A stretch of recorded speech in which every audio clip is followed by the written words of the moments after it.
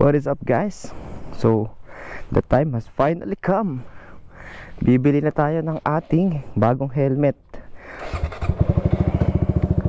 Kasi yung lumang helmet natin ay eto, ayun, kupas na. Tsaka actually 4 years old na rin to. Ang mga helmet ay 4 to 5 years lang talaga, mga bossing. Kaya yan, papalitan na natin siya. Meron kasi tayong Baguio ride this coming Friday. So Wednesday ngayon yan. Doon na natin bibreakin in sa long ride natin.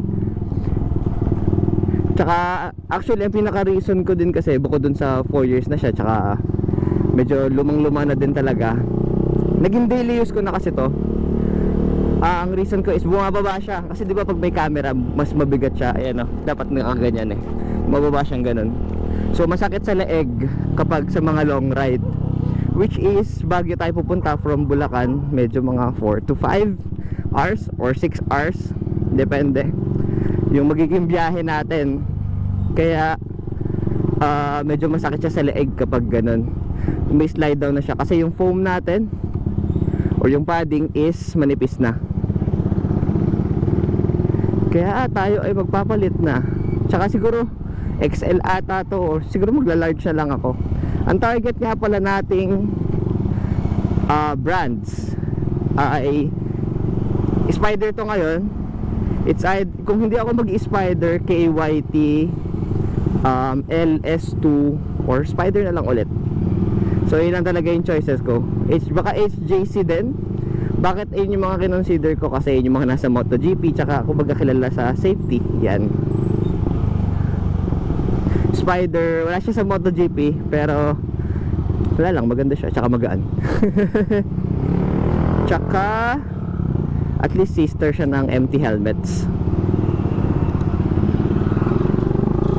Kaya tara, let's go.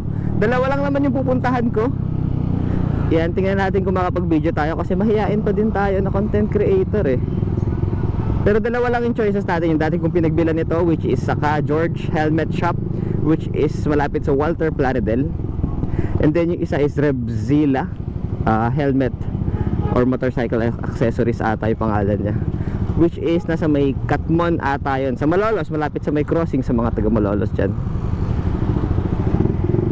Tara, let's go. Sana di pa traffic. Actually ngayon pa lang, saglit pa lang ako nagmo-motor. Medyo nangangalay na agad yung leeg ko kasi bumababa siya. Ayan, bumababa siyang ganyan, no? Kaya what more kung mga 5 hours na naman ulit, diba? Sakit sa leeg nun. Hindi ko alam kung pumayat ba yung mukha ko, yung ulo ko, o numipis yung padding. Siyempre more likely numipis yung padding, no? Kaya, pero actually due time na rin naman. 2021 ko binili tong helmet na to. Tapos pang ride ko lang siya before, sec yung pang daily ko. Pero parang natripan ko na siya. Parang ganun din natin issue ko, malaki din masyado yung sec. Yung kung bakit laging malaki na bibili ko.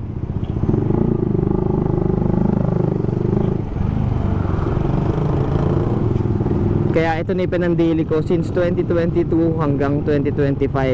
Kaya kung makita nyo, kupas na siya, dami ng gas-gas. Yan, kumbaga ROI na tayo mga pare. So remind ko lang kayo guys, syempre kaya tayo nag-helmet. Yung iba kasi hindi nag-helmet lang para hindi mahuli. Ang primary purpose po ng pag-helmet ay para protektahan yung ulo nyo sa in case na wag naman sana ma-aksidente, matumba kayo, something na ganun. Yung ulo talaga, yun talaga. Tsaka syempre protektahan din tayo sa harsh weather. Yan, sa mga bato-bato. Ilang beses na akong nasalba ng helmet ko sa mga batong yun, sumalubong na gano'n, mga insekto.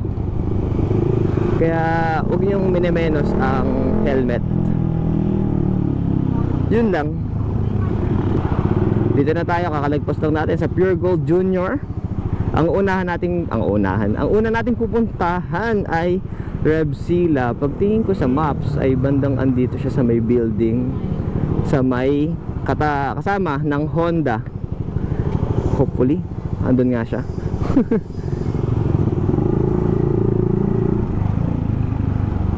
We'll see about that. Tingnan natin kung dito tayo makakabili. Tsaka sana pwede mag-video. We'll see. Taas ah. Hindi aabutan ng baha. Boink.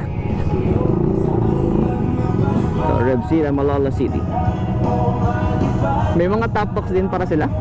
So tara, baka makaka-copyright ako. Iniwan ko nga pala to kasi para in case makabili tayo ng ating helmet para may lalagyan. Let's go!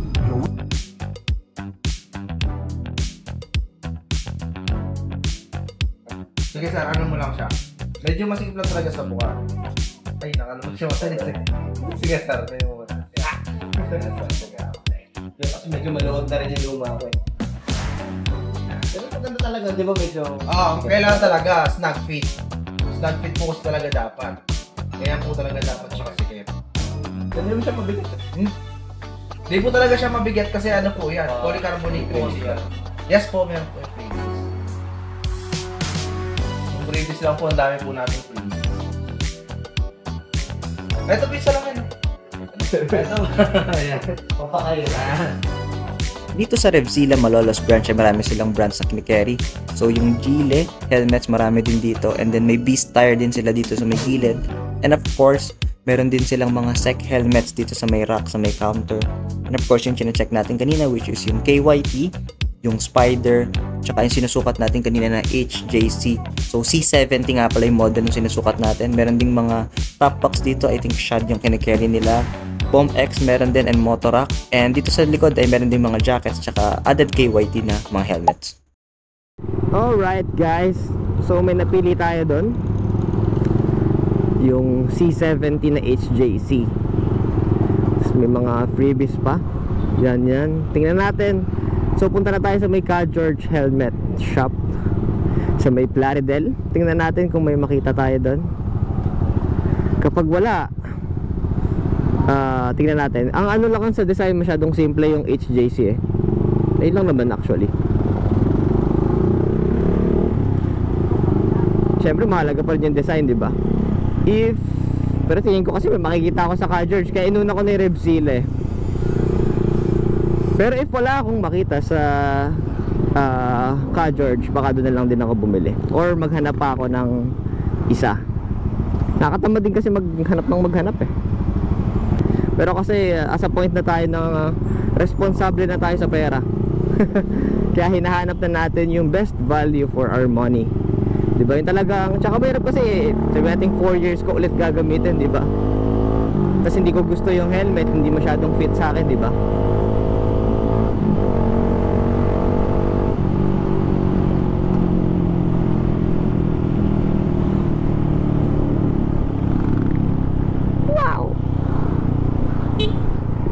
Alam ko may isang helmet shop pa dito eh. Ayun oh. Hindi ko lang alam kung anong brands nila. Ayan, wag na tayo nakita sa Ka George, which I doubt. Kasi ang hinahandle din nila is Spider LS2KYT, which is yun yung hinahanap kong mga brands. Tsaka nakikita ko sa page nila kung may magagandang design. Actually, black lang naman talaga ang hinahanap kong design, mga bossing. Ayoko kasi ng mga makulay na bagay eh. Kaya ako papansinin nyo yung dalawang motor natin parehas black. Yun yung Walter, nakikita ko na halos tapat lang yun ng Walter guys. Sarado kasi ito eh. Dami ko tuloy iniikot. Stress na stress.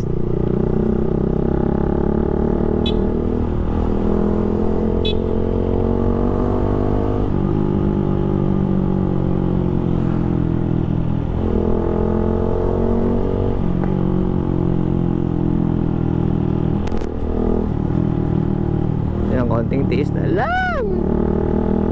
Ayan, so ito yung McDo, ito yung Walter. Andito lang siya sa may mga gulong-gulong ski. Sana may parking. Mukha naman. Ayan, lagpasan lang natin ng, ito siya, si Ka George Helmet Shop.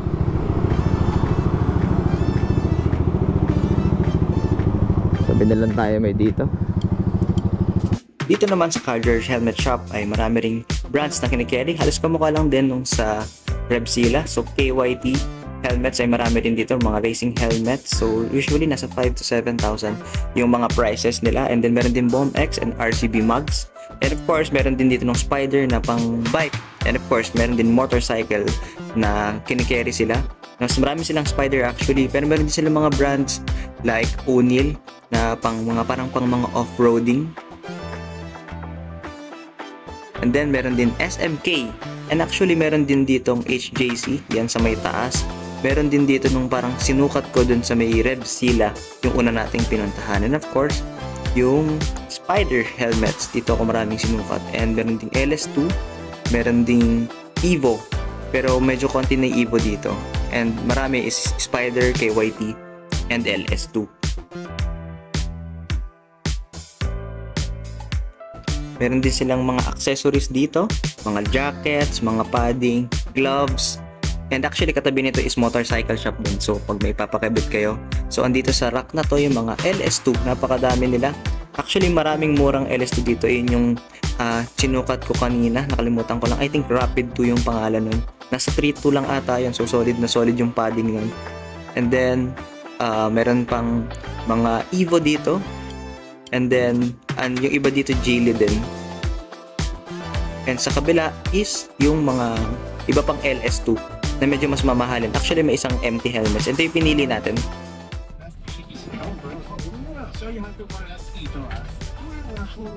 Actually ito dito ko rin binili. Pero 4 years old na rin po kasi. Congratulations. Ano yung pinagkain ko? Significant difference of 2025 sound ng Inner Voices GP.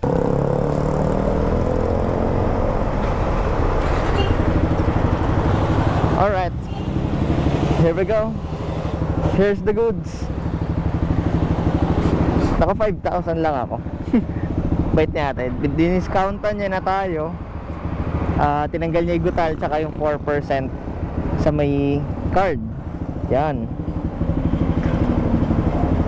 Kaya naging saktong 5,000. Meron pa tayong kumine na gloves. So sulit na sulit, di ba? Good for 4 years again. Thank you ka George Helmet Shop. Let's go. Punta na tayo sa ating mga susunod na commitments.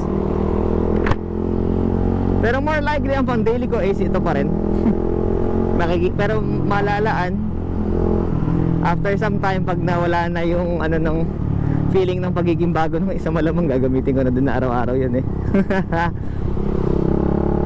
So salamat sa panonood bossing, salamat sa pagsama. Lagyan na lang natin ng mabilis na montage yung ating bagong helmet after this. So kung bago ka dito, please do like, subscribe para sa mga gantong contents. Ang next na vlog natin is share ko sa inyo kung paano ako mag-pack ng mga gamit kasi meron tayong Baguio ride, di ba? So before the Baguio ride siguro mag-vlog tayo about kung paano tayo mag-ayos ng gamit nang walang top box. So bala kong didalhin yung top box eh kasi masyadong mabigat. Kaya ayun, and then after nun syempre yung Baguio ride natin sa wakas, nakapag-ride ulit tayo para hindi puro kwentuhan ginagawa natin. Mapasyal ko naman kayo, di ba? So yun lang guys.